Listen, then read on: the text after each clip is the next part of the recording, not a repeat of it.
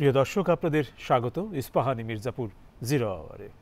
বৈশাখী টেলিভিশনের সমসাময়িক বিষয়ভিত্তিক আলোচনার নিয়মিত আয়োজন ইস্পাহানি মির্জাপুর জিরো আওয়ার। টেলিভিশনের পর্দার পাশাপাশি বৈশাখী টিভির ফেসবুক পেজ এবং ইউটিউবেও রয়েছে অনুষ্ঠানটি দেখবার আয়োজন। প্রতিদিনের মতো আজও একটি বিষয়ে আমরা কথা বলবো। আজকের বিষয় নিরাপদ সড়ক সবাই চায়, হয় না কেন। এ বিষয়ে কথা বলার জন্য দুজন অতিথি স্টুডিওতে উপস্থিত রয়েছেন, তাদের সঙ্গে পরিচয় হয়ে নিচ্ছি। আমার ডানে প্রথমেই রয়েছেন সাইদুর রহমান, নির্বাহী পরিচালক রোড সেফটি ফাউন্ডেশন। এরপর রয়েছেন কাজী মোহাম্মদ সাইফুন নেওয়াজ, সহকারী অধ্যাপক, অ্যাক্সিডেন্ট রিসার্চ ইনস্টিটিউট, বুয়েট। আপনাদের দুজনকে স্বাগত আমাদের এই অনুষ্ঠানে। প্রিয় দর্শক, আজকের দুই অতিথির সঙ্গে পরিচয়ের পর্ব শেষ হলো, যাব আলোচনায়। তবে তার আগে এক নজর দেখে নিচ্ছি বৈশাখী সংবাদের শিরোনাম। দেশ জুড়ে তীব্র গরমে আগামীকাল স্কুল কলেজ খুলবে। খোলা আকাশের নিচে কোনো কার্যক্রম চলবে না, তাপদাহ থাকবে আরও কদিন। আন্দোলন জোরদারে জামাতের সাথে দূরত্ব কমাচ্ছে বিএনপি। বিদেশে ক্ষমতাসীনদের প্রচারণা কাজে দেবে না, দাবি সরকার বিরোধীদের। ষড়যন্ত্র করে ক্ষমতা চায় বিএনপি, গণতন্ত্র মানে না বলে উপজেলা নির্বাচনে অংশগ্রহণকারীদের বহিষ্কার করছে, মন্তব্য ওবায়দুল কাদেরের। গৃহপালিত দলের বদনাম ঘোচাতে না পারলে রাজনীতি থেকে হারিয়ে যাবে জাতীয় পার্টি, বলেছেন দলটির নেতা জিএম কাদের। এবং সর্বনিম্ন দাম বেঁধে দিয়েও পুঁজিবাজারে দরপতন বন্ধ হচ্ছে না। এক সপ্তাহে পুঁজি কমেছে ৬,৫০০ কোটি টাকা।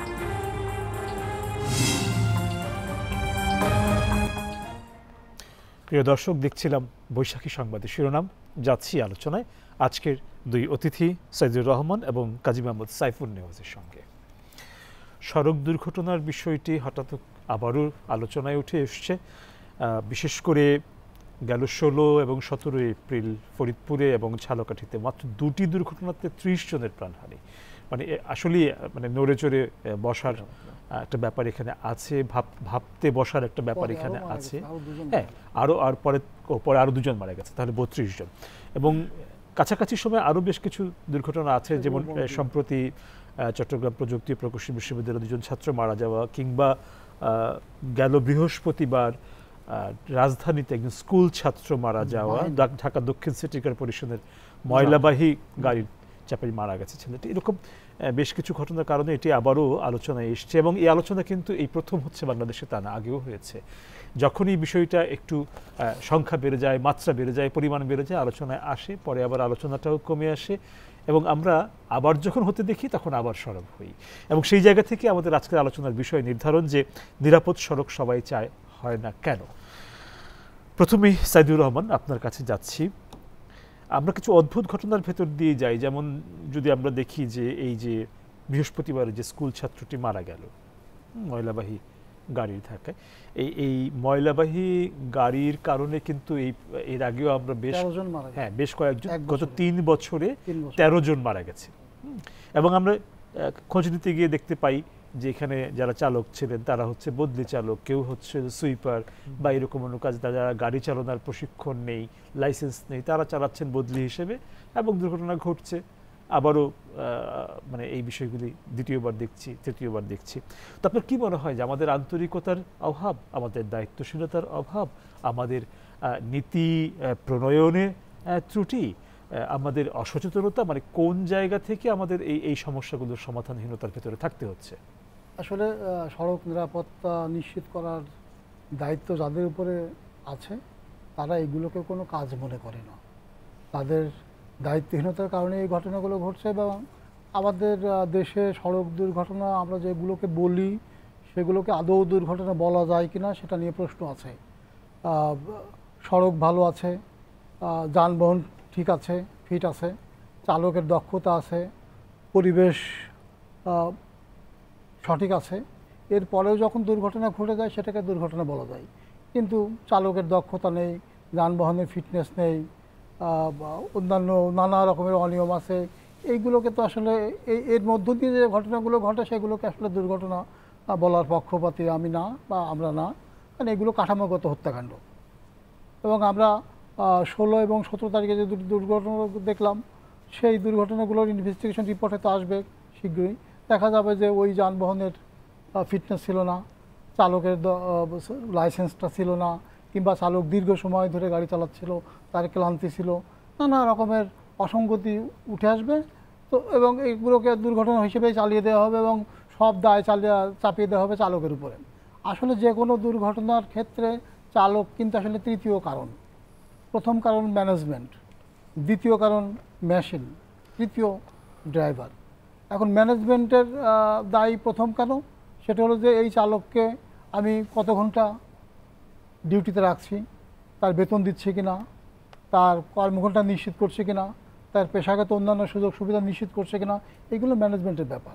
মেশিনটা অর্থাৎ ওই যানবাহনটির ফিটনেস আছে কিনা, তার ব্রেক শু কাজ করে কিনা, তার অন্যান্য মেশিনারিজগুলো ঠিকঠাক আছে কিনা, এইগুলো সব মানে মেশিনারিজ ব্যাপার।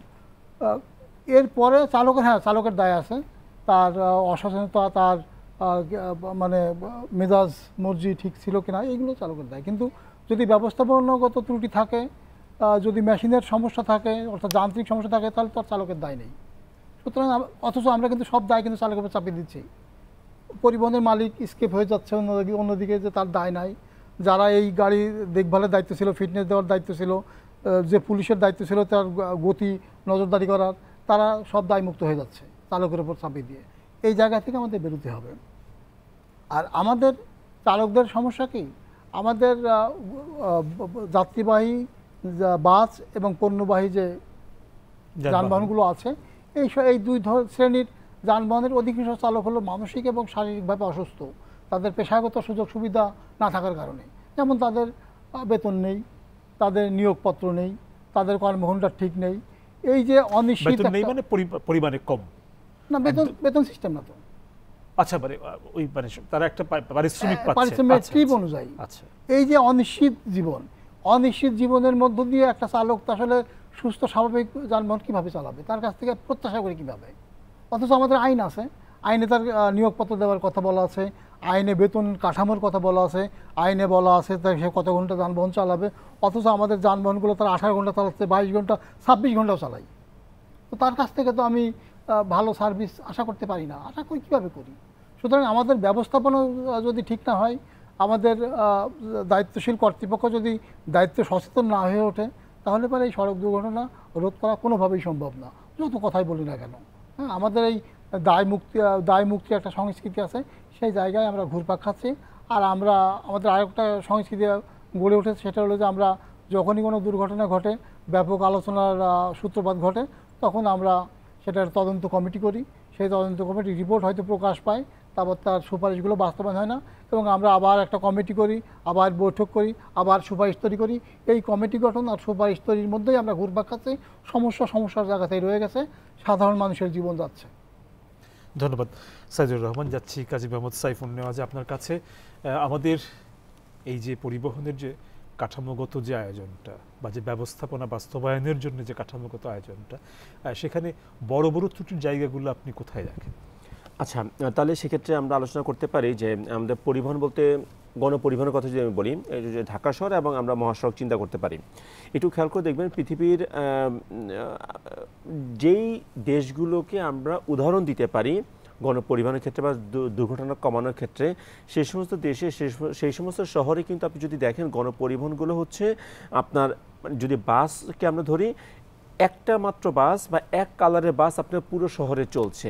আমাদের দেশে যেমন 100টা মালিক 100টা বাস, এমন না। অর্থাৎ একটা নির্দিষ্ট কোম্পানিকে দিয়ে দেওয়া হয়েছে যাদের ফ্লিট ম্যানেজমেন্ট করার সেই ক্যাপাসিটি রয়েছে, যাদের হচ্ছে অনেক বেশি আপনার সাপোর্টিং চালকরা দক্ষতা, অর্থাৎ সে একটা বিজনেস করতে আসছে একটা কোম্পানি, তাকে আমি পুরো শহরের একটা রুট বা দুটো রুট বা পুরো শহরের দায়িত্বটা দিয়ে দিলাম। তখন সুবিধাটা কি? সুবিধাটা হচ্ছে যে এখানে আর কোনো কম্পিটিশন নাই। কারণ দুর্ঘটনা ঘটে কখন? আমার এখানে বিপরীতে, আমার এখানে যে সিচুয়েশনটা সেটা হচ্ছে যে এখানে এমন অনেক মালিক হচ্ছে তার মাত্র একটা বাস, এমন অনেক মালিক আছে যে শুধু বাসটা চালায় বৃহস্পতিবার, শুক্রবার, শনিবার, কারণ শুধুমাত্র সে ওই ছুটির দিনে যে মানুষ ঢাকার বাইরে সেই ট্রিপটা ধরতে চায়। অর্থাৎ মানে পেশাদার মানে কোনো বাস মালিক না কিন্তু সে।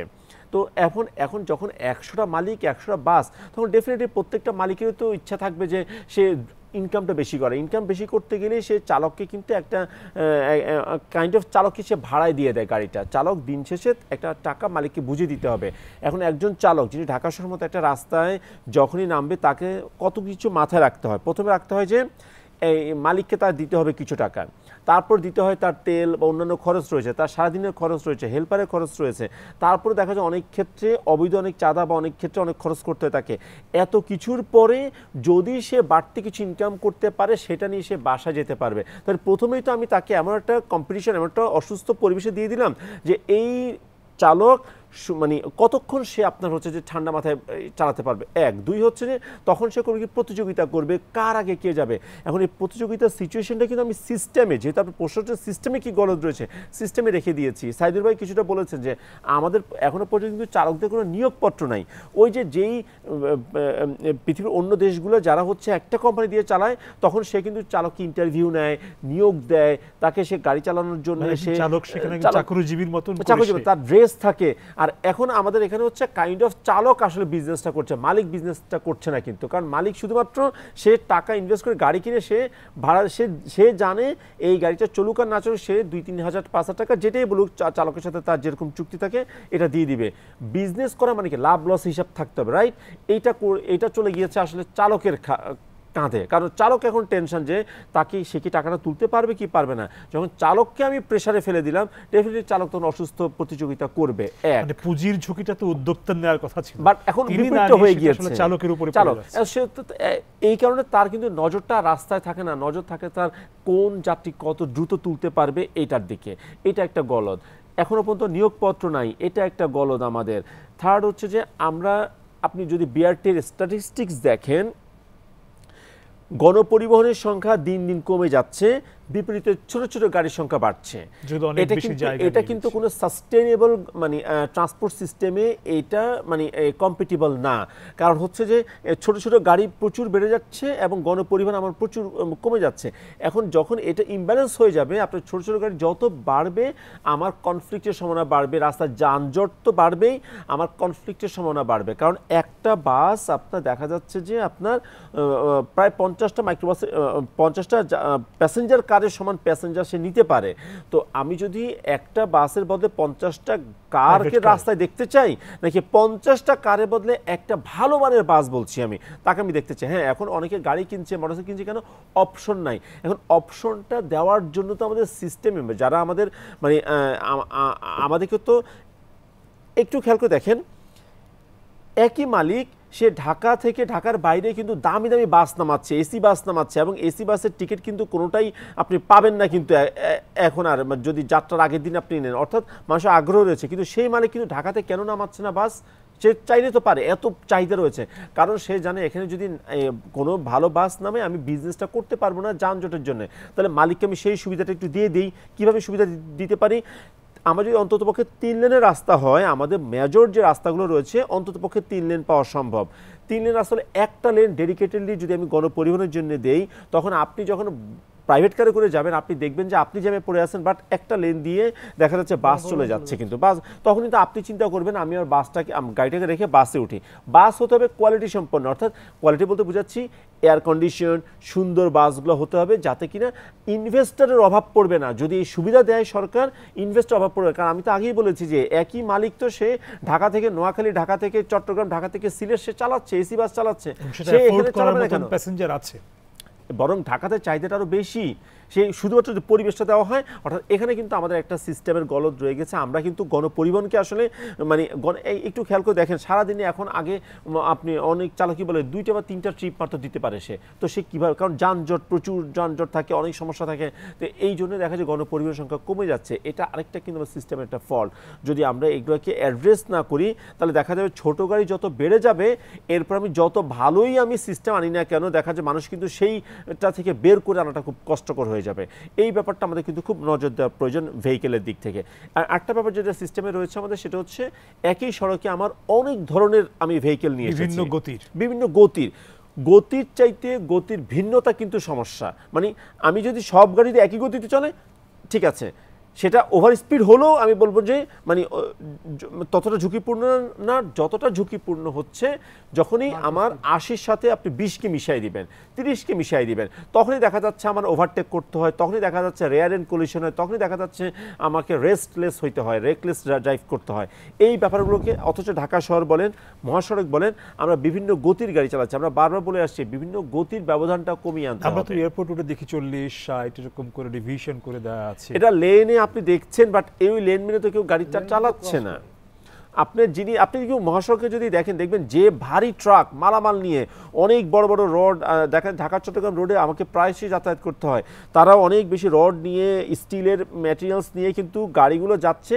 তার যাওয়ার কথা হচ্ছে বাম লেন দিয়ে, সে কিন্তু ডান লেন দিয়ে চলছে, মানে রাস্তার একেবারে ডান লেন দিয়ে সে কিন্তু চলছে। ফলে বাসগুলো অন্য গাড়িগুলোকে বারবার লেফট থেকে বাম দিকে ওভারটেক করতে, যেটা বলছিলেন যে ঢাকা চট্টগ্রাম সড়কে আমার ব্যক্তিগত অভিজ্ঞতাটাও সেখানে আমি দেখেছি যে বাসগুলোকে যেটা করতে হয় তার গতিটা ঠিক রাখতে গিয়ে, ভারসাম্য ঠিক রাখতে গিয়ে প্রায় সময় বাধ্য হয়ে ওভারটেক করতে হয়, বাম দিক থেকে ওভারটেক করতে হয়, কারণ ডানে গতির গাড়িগুলো তাকে এখানে আটকে রাখে। শুধু তাই না, ট্রাকের চলার কথা বাম লেনে, সে চলে আসছে ফার্স্ট লেনে চলে আসছে এবং সে চালাচ্ছে। ফলে এই যে বিষয়গুলো হচ্ছে, এগুলোতে ওভারটেক তৈরি হয় অনেক বেশি। আপনার দেখা যাচ্ছে যে আপনার মানে ওভারটেক করতে হয় বাসকে, যত বেশি ওভারটেক করবেন তত বেশি কিন্তু দেখা যাচ্ছে দুর্ঘটনার ঝুঁকি কিন্তু বেড়ে যাচ্ছে। ওভারটেক ঝুঁকিপূর্ণ না, কিন্তু আমি যদি বারবার করি এবং যেখানে করার প্রয়োজন না, করা নিষিদ্ধ, করা ঝুঁকিপূর্ণ, সেখানে যখন করতে হয় আমাকে, তখনই কিন্তু ঝুঁকিটা চলে আসে।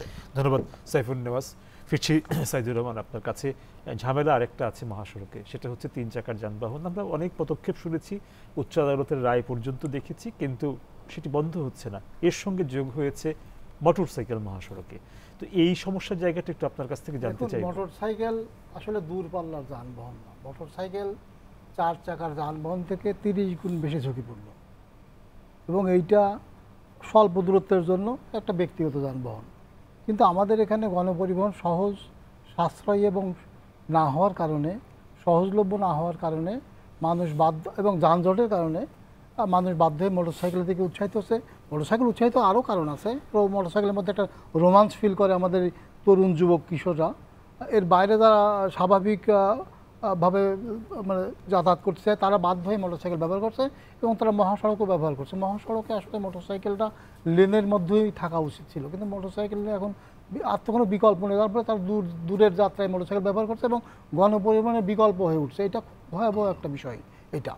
আর গতি তো দুর্ঘটনা তো 85%। 3 চাকার গুলি নিষিদ্ধ থাকার আমরা কিন্তু দেখছি। হ্যাঁ, এখন 3 চাকার গুলো তো আসলে হাইকোর্ট কর্তৃক নিষিদ্ধ হয়ে গেছে, কিন্তু সেটা বাস্তবায়ন হচ্ছে না। এখন এই যে 3 চাকাটা আসলে প্রয়োজনের নিরিখেই তো তৈরি হয়েছে। সাধারণ মানুষ আসলে 10 কিলোমিটার 20 কিলোমিটার যারা যাবে, তারা কিসে যাবে? তারা নিশ্চয়ই সামরিক পরিবহনে বা সোহাগে যাবে না, তারা তো এই সব যানবাহনে যাবে। এটা একটা ব্যাপার। এর বাইরে নসিমন করিমন নামে আরও স্থানীয়ভাবে লোকালি মেড যে ট্রান্সপোর্ট যানবাহন তৈরি হয়েছে, সেইগুলোও তো আসলে প্রয়োজনের নিরিখেই তৈরি হয়েছে। আমরা তো যাতায়াত করছি, এবং আমাদের যে গ্রামীণ অর্থনীতি আজকে দাঁড়িয়ে গেছে, এই গ্রামীণ অর্থনীতি কিন্তু এই 3 হুইলার আর নসিমন পরিমাণের উপরে দাঁড়িয়ে আছে অনেকটা। তাহলে কি তাদের ঠিক স্পেস করে দেওয়া উচিত? তাদের আসলে আমাদের রোড ডিজাইনের সমস্যা আছে।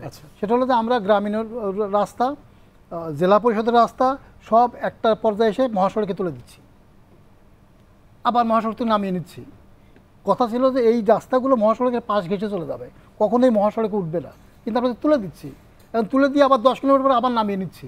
এখন এই 10, 15 বা 20 কিলোমিটার তো আমাকে এই 3 হুইলার মহাসড়ক ব্যবহার করতে বাধ্য হচ্ছে।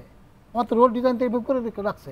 তারপরে আবার এই সমস্ত রাস্তা, ফিডার রোড, গ্রামীণ রোড বা আঞ্চলিক রোডগুলো মহাসড়কে সরাসরি তুলে দিচ্ছে। এটা নিয়ম হলো যে আস্তে আস্তে আস্তে আস্তে তারা মহাসড়কে উঠবে কিছু সময় নিয়ে।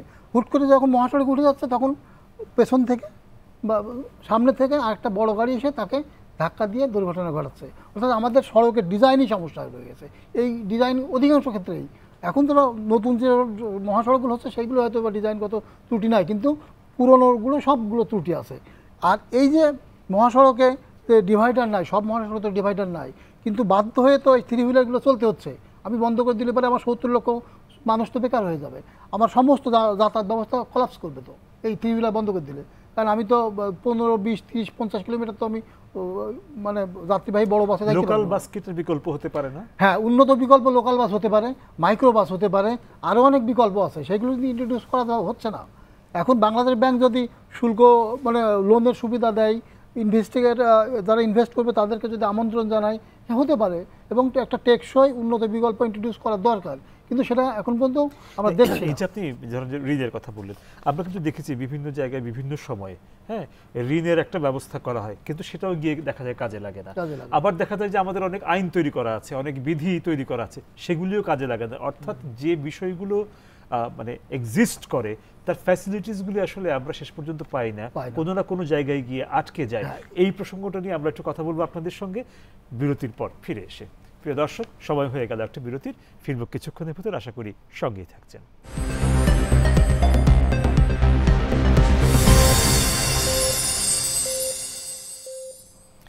প্রিয় দর্শক, আপনাদের আবারও স্বাগত ইস্পাহানি মির্জাপুর জিরো আওয়ারে। ধন্যবাদ বিরতির সময়টুকু সঙ্গে থাকার জন্য। আজকের দুই অতিথির সঙ্গে কথা হচ্ছে নিরাপদ সড়ক সবাই চায়, হয় না কেন, এই প্রসঙ্গটি নিয়ে। সাইফুল নেওয়াজ, ফিরছি আপনার কাছে। বিধিমালা বলি, নীতিমালা বলি, ব্যাপারগুলো তো একেবারে যে খুবই একটা অপ্রস্তুত অবস্থায় আছে তা না। হ্যাঁ, দেশ স্বাধীন হওয়ার পরে স্তরে স্তরে অনেক নীতিমালা প্রণীত হয়েছে, বিধিমালা তৈরি করা হয়েছে। এর যদি সঠিক প্রয়োগ হয় তাহলে কি আমাদের দুর্ঘটনাগুলো বন্ধ হয়ে যাবে, নাকি আরও কিছু পদক্ষেপ দরকার আছে এই ক্ষেত্রে? আচ্ছা, আমার কাছে যা মনে হয়, যদি ট্রান্সপোর্টেশন সেফটি বা ম্যানেজমেন্টের দিক থেকে বলি, সেটা হচ্ছে আমাদের যে পরিমাণ আইন রয়েছে, বিধিমালা রয়েছে এবং সুপারিশ রয়েছে, এগুলোকেও যদি সঠিকভাবে বাস্তবায়ন করা যায়, কারণ ইতিমধ্যে কিন্তু 2000 রোড সড়ক পরিবহন আইন 2018 কিন্তু আমাদের রিভাইজড করে কিন্তু এটা পাওয়া হয়েছে, সেখানে অনেক কিছু ইনক্লুসিভলি অনেক কিছু নেওয়া হয়েছে। সো এগুলোকে যদি বাস্তবায়ন করা যায়, দুর্ঘটনা অনেকটুকু কমানো সম্ভব এবং ডিসিপ্লিনও নিয়ে আসা সম্ভব। সমস্যাটা হচ্ছে আমাদের অ্যাপ্লিকেশনগুলোতে অনেক ক্ষেত্রে সমস্যা তৈরি হয়ে যায়। 1, 2 হচ্ছে যে আইনগুলো চালকরা জানে না, ফলে না জানার কারণে যেটা হয়, একটা কনফিউশন তৈরি হয়। চাইলেই তাদেরকে ভুল বুঝিয়ে বিপরীতে একমুখী দাঁড় করানো যায়, এটা একটা সমস্যা। তাই সরকার যদি তাদের আইনটা করা হয়েছে কেন ভালোর জন্যে, আমি গতিসীমা নির্ধারণ করছি কেন, যাতে আপনার নিরাপত্তার জন্য, চালকের নিরাপত্তার জন্য। কেন পুলিশ হেলমেটটা বাধ্য করছে আপনাকে পরতে, এটা পুলিশের জন্য না, মানে ব্যবহারকারী নিরাপত্তার জন্য, এই জিনিসটা বোঝা প্রয়োজন। কেন একটা ইন্ডিকেটর, কেন একটা ফিটনেস, বা কেন একজন অবৈধ চালক যার লাইসেন্স নাই তাকে আমি কেন আটকাচ্ছে পুলিশ, এটা কিন্তু ওই মানে পুলিশের চাইতে এটা কিন্তু পুলিশের নিরাপত্তা না, যিনি ব্যবহারকারী, যাত্রীর নিরাপত্তা, চালকের নিরাপত্তার জন্য, এই ব্যাপারটা কিন্তু বোঝানোটা ব্যাপার রয়েছে। 1, 2 হচ্ছে যে আমরা যারা আছি অনেকে সুযোগ সন্ধানীও রয়েছে, কারণ তারা হচ্ছে দেখা যাচ্ছে যে কেউ হয়তো বা মানে আপনি যদি একটু ঢাকা শহরের দিকে তাকান, হিউম্যান হলারগুলো যারা চলছে বিভিন্ন রুটে, চালকের দিকে তাকালে বোঝা যাবে যে লাইসেন্স নাই। আপনি যদি কোনো গাড়ির দিকে তাকান, অনেক গাড়ি কিশোর প্রায় শিশু বয়সী চালাচ্ছে, তাহলে এটা তো চালাচ্ছে, সবার সামনে চালাচ্ছে, আপনি আমি সবাই দেখছি, তাহলে যার আটকানোর কথা সেও নিশ্চয়ই দেখছে। তারপর হচ্ছে যে আপনি অনেক গাড়িতে তাকালে আপনি দেখবেন, দেখছেন আর কি, তারপর যা অনেক গাড়ি রয়েছে আমরা দেখলে বুঝতে পারছি এটা ফিটনেস সার্টিফিকেট থাকলেও এটা চলা অনুপযোগী না, অথচ ফিটনেস সার্টিফিকেট হয়তো পেয়েছে, তাহলে বিআরটি থেকে ফিটনেস পেয়েছে, কোনো না কোনোভাবে রাস্তায় চলাচল করছে, কিন্তু সেগুলোকে ধরা হচ্ছে না। অনেক ক্ষেত্রে দেখা যাচ্ছে আইনটা বেশিরভাগ ক্ষেত্রে প্রয়োগ করে মোটরসাইকেল, প্রাইভেট কারের ক্ষেত্রে, বাট যেই গাড়িগুলোতে বেশিরভাগ ক্ষেত্রে দেখা যায় সমস্যাগুলো রয়ে যায়, তারা হয়তো অনেকটা পার পেয়ে যায়। তো এই ব্যাপারগুলো রয়েছে, বাট আমার কাছে মনে হয় আমাদের যে পরিমাণ সুপারিশ এবং আইন রয়েছে, বাস্তবায়ন যদি আমাদের করা যায়, আমরা অনেকটুকুই কন্ট্রোল করতে পারবো। ইতিমধ্যে কিন্তু জাতীয় সড়ক নিরাপত্তা কাউন্সিলে 111টা সুপারিশও দেওয়া হয়েছে। ওই 111টা সুপারিশে কিন্তু মানে ধাপে ধাপে বলা রয়েছে যে এই সুপারিশটা করলে কোন সমস্যার সমাধান হবে। এগুলোও কিন্তু দেখা যাচ্ছে টাস্ক ফোর্সের মাধ্যমে করা হচ্ছে, বাট ঢিমে তালে, একটু স্লো গতিতে, বাট দুর্ঘটনা কিন্তু প্রতিনিয়ত ঘটে যাচ্ছে। এগুলোকে যদি আমরা বাস্তবায়ন করা যায়, ধরে ধরে যদি আমরা মানে আজকে এই দুর্ঘটনার এই সুপারিশটা কতটুকু বাস্তবায়ন হয়েছে, ভবিষ্যতে কতটুকু বাস্তবায়ন করতে চাই, এবার যদি আমরা ধারাবাহিকভাবে মানে একটা জবাব দিয়ে থাকতে হবে। ফর ইনস্ট্যান্স আমরা কিন্তু সরকার কিন্তু 2030 সালের ভিতরে 50% দুর্ঘটনা কমাবে, এইটা কিন্তু সে সিগনেটরি ইউনাইটেড নেশনসে সাস্টেনেবল ডেভেলপমেন্ট গোলে বলা আছে 2030 সালের ভিতরে আমাদেরকে 50% ফ্যাটালিটি কমাতে হবে। তো আমাকে যদি কমাতে হয়, ডেফিনেটলি আমার একটা লাগবে, জবাব দিতে লাগবে যে আমি যদি 2030 সালের ভিতরে কমাতে যাই, তাহলে 2022 সাল 24 সালের ভিতরে আমার কোন স্টেপ যেতে হবে, 26 সালের ভিতরে কোন স্টেপে যেতে হবে, ফাইনালি 30 সালের ভিতরে আমি কতটুকু অ্যাচিভ করতে চাই। তো এই ব্যাপারটা কিন্তু এখনো আমাদের স্ট্যান্ডার্ড মানে এই ইয়েটা আমাদের সংস্কৃতি গড়ে ওঠে নাই যে মানে ধরেন এই যে এতগুলো মানুষ মারা গেল ঈদে, কিছু তদন্ত কমিটি হচ্ছে যেটা হয়, এর পরের ঈদে আমার ব্যবস্থাপনা কি থাকবে যাতে এই ধরনের দুর্ঘটনা না ঘটে, ডেভেলপমেন্টের জায়গাগুলি কোন জায়গা, আদারওয়াইজ দেখা যাবে যে আপনি একটু খেয়াল করে দেখবেন যে আপনি গত 3-4 বছর যদি আপনি দুর্ঘটনা ঈদের সময় দুর্ঘটনার তথ্যপত্র নেন, এর কাছাকাছি মানেরই দুর্ঘটনা ঘটেছে, অর্থাৎ 20-এ ঘটেছে এরকম, 22-এ কিছুটা কমেছে, 23-এ একটু বেড়েছে, আবার 24-এ কমলো বাড়লো, এইটা করেই কিন্তু হচ্ছে। তো মানে অর্থাৎ যখন, এবং আমরা কিন্তু একই কারণগুলোই কিন্তু দেখা যায় বারবার বলছি, যখন আমরা একই সমস্যা একই কারণ বারবার বলছি তার মানে হচ্ছে খুব বেশি কিন্তু আমরা আগাচ্ছি না এই সেক্টরটাতে, এবং হচ্ছে তার মানে আমাদের আইন সুপারিশ রয়েছে, আমি মনে করি যে আমাদের বাস্তবায়নটাকে যদি আমাদের ধরে ধরে করা দরকার। আর ট্রাফিক ম্যানেজমেন্টের বাস্তবায়নের জায়গাটা দুর্বল নিশ্চিত করেই তো বলা যায়, কারণ আমাদের মানে বাস্তবতা আমাদের একটু যদি আমি উদাহরণস্বরূপ বলি, বিশেষায়িত জ্ঞান হয়তো আমাদের আমরা বুঝি যে এটা দুর্বল, বাস্তবায়নটা দুর্বল। সহজ উদাহরণস্বরূপ বলি, স্পিড একটা খুব বড় একটা রিস্ক ফ্যাক্টর, বাট আমাদের কিন্তু এখনো পর্যন্ত স্পিড লিমিট, স্পিডের কোনো গাইডলাইন নাই যে গাইডলাইন অ্যাপ্লাই করে আপনার হচ্ছে স্টেক হোল্ডার মানে যিনি রাস্তা বানাচ্ছে তিনি বসাতে পারবে। এই গাইডলাইনটা না থাকলে সমস্যা কি হচ্ছে, ইনঅ্যাপ্রোপ্রিয়েট, আমরা যা স্পিড লিমিট দিচ্ছি এটা আমার মনে হচ্ছে বলে দিচ্ছি, অ্যাপ্লাই করছে। দেন হচ্ছে যিনি এটাকে প্রয়োগ করবে তার কিন্তু লজিস্টিক সাপোর্টটা নাই, হাইওয়ে পুলিশ বা পুলিশের লজিস্টিক সাপোর্টটা, স্পিড রাডার গান নাই, চোখের দেখা যায় নিশ্চয়ই স্পিড মাপা যাবে না, তো পর্যাপ্ত গান দিতে হবে, ট্রেনিং দিতে হবে, সেটা একটা ঘাটতি রয়েছে আমাদের। ফলে অ্যাপ্লাই করবো কিভাবে, আমার তো আইনে তো রয়েছে ওভার স্পিড করলে আপনার এত টাকা ফাইন, বাট আমি অ্যাপ্লাইটা করবো কিভাবে সেটা কিন্তু সুযোগ নাই। হেলমেটের কথা একটু বলি, হেলমেট হচ্ছে যে আপনার না মানলে জরিমানা রয়েছে। আমি মনে করি পুলিশের একটা জিনিস কিন্তু তারা সফল যে হেলমেটটাকে মাথায় তুলতে পেরেছে, এখন হচ্ছে স্ট্যান্ডার্ড, আপনি খেয়াল করে দেখবেন দেখার দৃশ্যতন্ত্র তো ঢাকাতে কিন্তু এটা অনেক বেশি দেখা যায়, কিন্তু আপনি খেয়াল করে দেখবেন আইন থেকে বাঁচার জন্য এমন নিম্নমানের হেলমেট ব্যবহার করছে যেটা আরো রিস্ক বেশি, তার মানে আইন এটা ঘাটতি রয়েছে এখানে, মানটা ঠিক করার প্রয়োজন। আদারওয়াইজ কিন্তু দেখা যাবে যে এই হেলমেট থেকে মানে শুধুমাত্র ফাইন থেকে বাঁচছে, কিন্তু আসলে যেটার জন্য এইটা আইনটা করেছে সেটা কিন্তু কার্যকর হচ্ছে না। আমার দেখার একটা বিষয়ে আপনার কথা থেকে বোঝা যাচ্ছে যে যারা ঝুঁকিতে থাকেন, যার জীবন ঝুঁকিতে, তিনিও কিন্তু নিজের জীবন সম্পর্কে যথেষ্ট উদাসীন। আসলে রোড সেফটিতে আমরা ভাবি কি জানেন, দুর্ঘটনা যে আমার হবে না। কোভিডের সময় আপনি এত সচেতন ছিলাম কেন জানেন, কারণ আমি জানি আপনার যদি হয় কোনো না কোনোভাবে সেটা আমার হোক, আমি আমার ভালোর জন্য চেয়েছি আপনার না হোক, বাট রোড সেফটিতে মনে করছি বুঝি মানে আমার বুঝি হবে না, সবার হচ্ছে হয়তো আমার হবে না। আমরা আইনটা আমরা সবাই চাই আইনটা প্রয়োগ হোক অন্যের ক্ষেত্রে, আমার ক্ষেত্রে মানে আমি চাই যে, কিন্তু আমি বিরক্ত হয়ে যাই, অথচ পুলিশ যখন আমাকে জিজ্ঞেস করে আর কাউকে জিজ্ঞেস করে সে বিরক্ত হয়ে যায়, দেখাতে চায় না, বাট সে চাচ্ছে একটা সুন্দর সুশৃঙ্খল পরিবেশ, সেটাও কিন্তু আসলে মানে কন্ট্রাডিক্টরি। বাট আমি মনে করি আমাদের যে আইন সুপারিশ বিধিমালা যেগুলো রয়েছে এবং পুলিশকে যদি 100% স্বাধীন এবং কাজ কর্মতে লজিস্টিক দেওয়া যায়, ক্যাপাবল তারা যে আইনটাকে প্রয়োগ করার। সাইফুন্নাজ আবার আসবো আপনার কাছে, যাচ্ছে সাইদুর রহমান আপনার কাছে।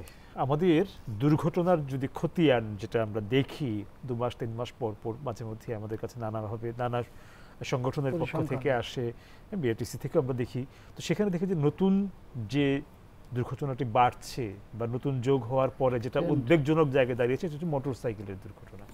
এবং মোটর সাইকেলকে এলোমেলোভাবে চলতে দেখাটার জন্য আমাদেরকে বিশেষ কোনো জায়গায় যেতে হয় না, এটা চোখ মিললে দেখা যায়। দ্রুত গতিতে যাওয়ার প্রবণতা সেটিও আছে। তো এই যে মোটরসাইকেলকে কেন্দ্র করে যে নতুন একটি দুর্ঘটনার যে একটি ব্যাপার ঘটতে শুরু করলো, এই জায়গাটি আপনার কেন মনে হয় যে আমরা এটিকে মানে আগেরগুলো ঠিক করতে পারছি না, আর একটা যোগ হয়ে গেল? না, আমাদের যে মোটরযান আছে এর 71% মোটরসাইকেল, এবং এখন সম্ভবত 40 লক্ষ মোটরসাইকেল বিআরটিএ নিবন্ধিত। এর বাইরে অসংখ্য মোটরসাইকেল আছে অনিবন্ধিত, বিআরটিএর খোঁজই নাই। চুরাই মোটরসাইকেল আছে, পুরানো মোটরসাইকেল আছে, এই সমস্ত অর্থাৎ প্রায় 50 লক্ষ বা 60 লক্ষ মোটরসাইকেল আছে। এবং এই কোটিরও বেশি, হ্যাঁ, এবং এই মোটরসাইকেলের একটা বিরাট অংশ চলে গেছে কিশোর যুবক তরুণদের কাছে, এবং তারা ট্রাফিক আইন জানে না, জানলেও মানে না, একদম বেপরোয়াভাবে তারা মোটরসাইকেল চালাচ্ছে গ্রামে গঞ্জে মফস্বলে হাটে বাজারে। এবং এইটা সেফটির একটা কালচার, এই কালচারটাই ডেভেলপ করে নাই। এবং এই মোটরসাইকেল কোম্পানি যেগুলো আছে, মানে পুলিশ তো হাইওয়েতে একটু পাহারা দেয়, আঞ্চলিক সড়কে তার পুলিশ থাকে না, গ্রামীণ সড়কে তো পুলিশ থাকে না, সুতরাং সেখানে যেভাবে পারছে মোটরসাইকেল চালাচ্ছে। এবং আমি এই ঈদের মধ্যে দেখলাম আমার মফস্বল শহরে যে কিশোর তরুণরা মানে একরোখা হয়ে মোটরসাইকেল নিয়ে দৌড়ায় বেড়াচ্ছে, মানে মৃত্যুর জন্য যেন তারা প্রস্তুত হয়ে গেছে, এই রকমের বেপরোয়া। এবং এই ঈদের মধ্যে 11টি মোটরসাইকেল দুর্ঘটনা ঘটছে, যে সব মোটরসাইকেল দুর্ঘটনায় 3 জন করে মারা গেছে, অর্থাৎ 33 জন বাচ্চা মারা গেছে 11টা দুর্ঘটনায়। এদের থামানো যাচ্ছে না, প্রতি দুর্ঘটনায় 3 জন করে মারা গেছে, 11টি ঘটনা ঘটছে। এবং এরা যে মোটরসাইকেল যে দুর্ঘটনা ঘটছে এই খবরটা এরা ধরে না, এদের মধ্যে একটা ঘোরের মধ্যে থাকে। এরা কোনো খোঁজ খবর রাখে না, পত্রিকা পড়ে না, টেলিভিশন দেখে না, কিছু দেখে না, এরা এইভাবে ছুটে বেড়াচ্ছে মোটরসাইকেল নিয়ে, দাপিয়ে বেড়াচ্ছে। এখন আমরা যে পত্রিকা পড়ি না, কিছু বিজ্ঞাপন চলে আসে, তো আমরা বিরক্ত হই, তাও চলে আসে। এখন আমাদেরকে এই মোটরসাইকেল বা সেফটি কালচারটাকে ডেভেলপ করার জন্য এই রকমের জনস্বার্থে বিজ্ঞাপন দিতে হবে, বাধ্য হবে সেটা দেখতে। আমাদের কি কোনো বিজ্ঞাপন আছে, জনস্বার্থের কোনো বিজ্ঞাপন আছে এই সেফটি বিষয়টা নিয়ে? সরকারি উদ্যোগ আছে বা গণমাধ্যমের কোনো উদ্যোগ আছে? নাই। আবার কি মোটরসাইকেল কোম্পানিগুলো যারা তৈরি করে বা যারা বিপণন করে, তারা উত্তেজিত হওয়ার জন্য মোটরসাইকেলের বিজ্ঞাপন দেয়। এই বুর্জ খলিফা থেকে জাম্প করে সাগরে পড়তে হবে, মোটরসাইকেল স্পিড বোঝাচ্ছে। এখন মোটরসাইকেল তো হেলিকপ্টার না, মোটরসাইকেল তো রকেট না। এখন এই যেহেতু কিশোর তরুণ যুবকরা মোটরসাইকেলের গতির মধ্যে রোমান্স ফিল করে, এই মোটরসাইকেল কোম্পানিগুলো উস্কে দিচ্ছে এবং তাদের বিজ্ঞাপনের ভাষা, ধরন, অঙ্গভঙ্গি এগুলো সেন্সর করতে হবে। মানে এই জায়গাগুলো তো হাত দিতে হবে, নিশ্চয়ই হাত দিতে হবে। কারণ মানুষ তারা বলছে যে আমরা 5,000 কোটি টাকার ব্যবসা দিচ্ছি। আরে বাবা, 5,000 কোটি টাকার ব্যবসা করতে তো 15,000 কোটি টাকা মানুষ সম্পদ ধ্বংস হয়ে যাচ্ছে। এবং এই বাচ্চাগুলো তো অমিত সম্ভাবনার বাচ্চা, তাদেরকে আমরা ধ্বংস করে দিচ্ছি, আমরা তাদেরকে রক্ষা করতে পারছি না। এই দায়িত্ব আমাদের, এতে বিআরটি এর দায় আছে। যেমন আমার তো বাংলাদেশ একটা ছোটো দেশ, এখানে সর্বোচ্চ গন্তব্য কত ঘন্টার? 6 ঘন্টা সর্বোচ্চ গন্তব্য। আমি 375 সিসির মোটরসাইকেলের অনুমতি কোথায় দিচ্ছি কেন? কোথায় যাবে এটা? আমার রাস্তা কোথায়? 375 সিসির মোটরসাইকেলের অনুমতি আমি দিয়ে দিলাম, আর রাস্তায় নাই, আমি অনুমতি দিয়ে দিচ্ছি। মানুষ তো সব মরে যাবে, তো সব এই কিশোর তরুণ সব মরে যাবে এইগুলো করতে যায়। এবং একটা মোটরসাইকেলের দাম 2.5 লাখ, 3 লাখ, 5 লাখ টাকা মোটরসাইকেলের দাম। এরা যে বাবা দিন সংসার চালাতে পারে না, তার ছেলে জিদ ধরছে তাকে মোটরসাইকেল কিনে দিতে হবে, এবং কিনে দেওয়ার পরের দিন কিন্তু মারা গেছে, এমন রেকর্ডও আছে আমাদের কাছে। এবং তারা লোন করে, বিভিন্ন সমিতি থেকে, এনজিও থেকে লোন করে মোটরসাইকেল কিনে দিয়েছে 2.5 লাখ টাকা দিয়ে। তার পরের দিন সে এবং তার বন্ধু মিলে মারা গেছে রাজবাড়িতে, 3 জন মারা গেছে। এরকম ঘটনা ঘটছে। এখন কথা হলো যে আমাদের আসলে কোনো ট্রান্সপোর্ট টেকসই পরিবহন কৌশল নেই মাঠ পর্যায়ে, হয়তো কাগজে কলমে আছে, এখানে আইন কানুন নীতি নৈতিকতার কোনো বালাই নেই, কোনো গুরুত্ব এবং প্রয়োগ নেই। এবং এখানে এই টোটাল পরিবহন সেক্টরটা গড়ে উঠেছিল একটা অপ্রাতিষ্ঠানিক খাত হিসেবে, এবং যার ফলে তারা খুব বেয়াড়া আচরণ করে, এবং এই খাতটি আইনি কাঠামোর মধ্যে কোনোভাবে আনা যাচ্ছে না। কারণ এখানে একটা চাঁদাবাজ একটা গোষ্ঠী আছে, স্বার্থবাদী গোষ্ঠী।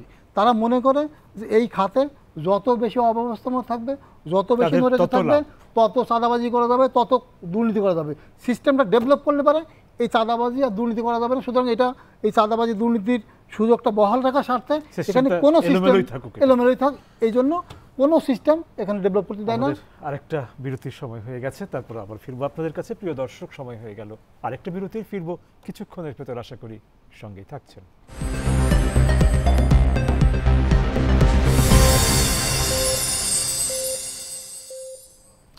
প্রিয় দর্শক, আপনাদের আবারও স্বাগত ইস্পাহানি মির্জাপুর জিরো আওয়ারে। ধন্যবাদ বিরতির এই সময়টুকু আমাদের সঙ্গে থাকার জন্য। যাচ্ছি আলোচনায় আজকের দিন অতিথির সঙ্গে। আমরা অনুষ্ঠানের তৃতীয় অর্থাৎ শেষ পর্বে চলে এসেছি। আমাদের আলোচনার বিষয় হচ্ছে নিরাপদ সড়ক সবাই চায়, হয় না কেন। এবার আপনাদের কাছ থেকে জানতে চাইব হতে হলে কি করতে হবে। প্রথমেই যাচ্ছি সাইফুন নেওয়াজ আপনার কাছে। আচ্ছা, প্রথমেই গত ঈদে একটা দুর্ঘটনার যে দেখার পরে একটা বিষয় আমাকে খুব চিন্তিত করছে, মানে করণীয় নির্ধারণের ক্ষেত্রে সেটা আমাদের নজর দেওয়া প্রয়োজন। সেটা হচ্ছে ঝালকাঠিতে যে দুর্ঘটনা ঘটলো, সেখানে যারা হতাহত হয়েছে তাদেরকে ঢাকা মেডিকেলে রেফার করতে হয়েছে। আমার কথা হচ্ছে আমাদের যেমন উদ্দেশ্য দুর্ঘটনা কমানো, পাশাপাশি দুর্ঘটনাজনিত মৃত্যু বা হতাহতটাও কমানো কিন্তু আমাদের একটা দায়িত্ব। সেই দিক থেকে বরিশালের একটা মেডিকেল কলেজে কেন ইকুইপড হবে না ফুললি, যে সে সব সব ধরনের ক্যাজই হ্যান্ডেল করতে হবে। আমরা কিন্তু একসময় শুনেছিলাম যে দুর্ঘটনা প্রবণ যে এলাকাগুলো আছে তার কাছাকাছি তার ট্রিটমেন্টের জন্য সে তো অনেক দূরের কথা, ট্রমা সেন্টার অনেক দূরের কথা, এখনো বন্ধ সেগুলা। আমার ট্রমা সেন্টার বাদ দিয়ে আমি একদম আমার বিভাগীয় যে মেডিকেল কলেজ যেটা, সেটা থেকে কেন রোগীকে রেফার করে ঢাকা মেডিকেলে আনতে হবে? অর্থাৎ আমাদের স্বাস্থ্য ব্যবস্থাটাকে এমনভাবে সাজাতে হবে যেন মেডিকেল কলেজগুলো অন্তত ইকুইপ থাকে যে 100% যে কোনো ধরনের ক্যাজুয়ালিটি হ্যান্ডেল করতে পারে। আদারওয়াইজ একজন আহত ব্যক্তিকে আমি যদি বরিশাল থেকে ঢাকা, কুমিল্লা থেকে ঢাকা, সিলেট থেকে ঢাকা আনতে চাই, সে তো এমনিই দেখা যায় হয় মৃত্যুর দিকে চলে যাবে, অথবা সে হয়তো ওখানে ট্রিটমেন্ট হলে সে হয়তো পঙ্গু হতো না, বাট এখানে হয়তো সে পঙ্গুত্ব বরণ করতে হবে। তাহলে এই ব্যাপারটা আমাদের খুব ইম্পর্টেন্ট, এই ব্যাপারটা আমাকে খুব ভাবিয়েছে, যে কারণ যেহেতু রেফারিং সিস্টেমটা আমাদের ইকুইপ করতে হবে প্রত্যেকটা মেডিকেল কলেজকে, চিকিৎসা তাকে ডেভেলপ করতে হবে যাতে কিনা মানুষের মৃত্যুটা কমানো যায়। আর দুর্ঘটনা কমানোর জন্য কিন্তু আমরা অনেক আলোচনা করেছি, যেমন একটা রাস্তা তৈরি হলে ইন্সপেকশন হয় কিনা সেটা নিশ্চিত করা। একটা ভেহিকেল যখন আমরা নিয়ে আসি, ভেহিকেলগুলো যখন চালাই, আমাদের ছোট ছোট যান যেগুলো চলার অনুপযোগী না, যেগুলো হচ্ছে আমার ঢাকার রাস্তা চলা অনুপযোগী না, ঢাকার রাস্তা এখন একটু ওই যে দেখা যাচ্ছে ব্যাটারি যেহেতু রিক্সা আসছে, এগুলোকে সরিয়ে ফেলা ক্রমান্বয়ে, ওই রাতে চলে, রাত চলতে চলতে সে সারাদিনই কিন্তু আসলে চলে, এগুলোকে কিন্তু অ্যাড্রেস করে। এগুলোকে অ্যাড্রেস কি রাস্তা থেকে করবো না, এগুলোকে আমরা কিন্তু চাইলে পাওয়ার স্টেশন যেখান থেকে ওরা চার্জ করে সেগুলো চাইলেই কিন্তু বন্ধ করে ফেলা যায়, সেখান থেকে বন্ধ করলে কিন্তু আস্তে আস্তে রাস্তা থেকে কমে যাবে, এটা নিশ্চিত করা। আর আমি মনে করি সর্বোপরি স্টেক হোল্ডারদের মধ্যে একটা সমন্বয় থাকা দরকার। কারণ হচ্ছে যে পুলিশের তথ্যপত্র সংগ্রহ করে, ইঞ্জিনিয়াররা রয়েছে তারা প্রকৌশলগত ডিজাইনগুলো করে, বিআরটিএ তার নীতি নির্ধারণ করছে, অ্যাওয়ারনেস এনজিওরা তাদের অ্যাওয়ারনেস করছে, এই শেয়ারিংটা দরকার প্রত্যেকের মাঝে। কারণ সড়ক দুর্ঘটনা কিন্তু একা কোনো অর্গানাইজেশন কখনোই রোধ করতে পারবে না, এখানে কোঅর্ডিনেশনটা খুব দরকার, যাতে প্রত্যেকটা অর্গানাইজেশনের পরামর্শটা নেয় যে করণীয়টা কি। আমি যদি আগামী বছরে দুর্ঘটনা 5% কমাতে চাই, প্রত্যেকটা অর্গানাইজেশনকে একসাথে কোঅর্ডিনেশনের ওয়েতে কাজ করতে হবে। আদারওয়াইজ কিন্তু দেখা যাবে যে মানে আমরা যে কাজগুলো করবো সেটা স্বল্প মেয়াদী হবে, প্রতিটি স্বল্প মেয়াদী হবে। তাই সিদ্ধান্তগুলো যাতে আমরা আমাদের মানে সব যদি কোঅর্ডিনেটেড ওয়েতে কাজ করে, stakeholder, police, BRTA, city corporation, LGD, RSD, আমরা কিন্তু দেখা যাবে যে মানে ধাপে ধাপে আমরা সাস্টেইনেবলি আমরা দুর্ঘটনা কমানোর দিকে আগাতে পারবো। ধন্যবাদ আপনাকে। সাইদুর রহমান, প্রশ্ন একই, শুনবো আপনার কাছ থেকে। সড়ক দুর্ঘটনা কিন্তু একটি বা দুটি কারণে ঘটে না, অনেকগুলো অনিয়মের সমষ্টিগত ফল হলো সড়ক দুর্ঘটনা। সুতরাং এই সড়ক দুর্ঘটনা নিরসনের বা সমাধান খুঁজতে হলে পারে সমন্বিত উদ্যোগ নিতে হবে। একটি দীর্ঘমেয়াদী টেকসই কৌশল প্রণয়ন করে সমন্বিত উদ্যোগে একসাথে কাজ করতে হবে। আমার ভালো রাস্তা তৈরি করতে হবে, দক্ষ চালক তৈরি করতে হবে, আনফিট গাড়িগুলো প্রত্যাহার করে আধুনিক ভালো যানবাহন প্রচলন করতে হবে। অর্থাৎ অনেকগুলো কাজ একসাথে সব প্রতিষ্ঠান মিলে সমন্বিত প্রক্রিয়ায় শুরু করতে হবে, এবং এর জন্য প্রয়োজন আসলে রাজনৈতিক সদিচ্ছা।